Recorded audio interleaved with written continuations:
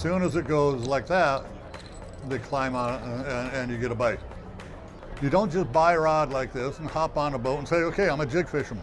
It doesn't work. You got to spend time learning how to do it. You got to spend time paying attention to who's standing behind you or who isn't standing behind you. The last thing you want to do is put a treble hook on some 10-year-old's head. You don't just buy a rod like this and hop on a boat and say, okay, I'm a jig fisherman. It doesn't work. You got to spend time learning how to do it.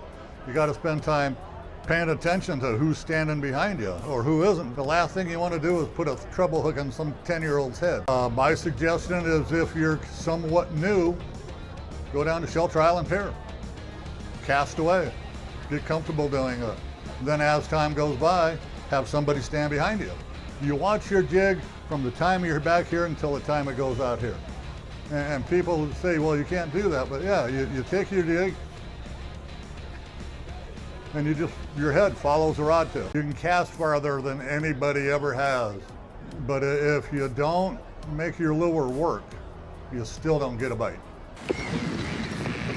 How many iron fishermen do we have here? I see a couple of crew members. There we go. Why an iron over bait? It's a lot more fun. If you use it right, it's a lot more successful. You don't necessarily have to make the longest cast.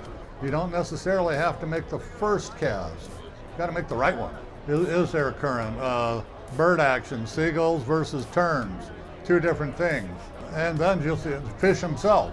A lot of times you'll just see fish itself, and you make a cast at the direction those fish are going. And if the fish are swimming this way and your cast ends up back here, you don't catch anything.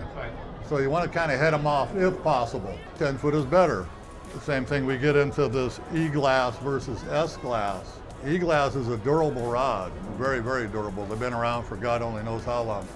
This S-glass can do everything that rod can do, but it does it with about 20 or so % less weight. So when you're on a boat for, 12, 14 hours and you're making, 300 casts, your back when you get home doesn't hurt because you were using this. Your shoulders don't hurt because you were using this. And you got as much power as anything you cast just as far. And so it's just a lot lighter. It's a lot easier to use.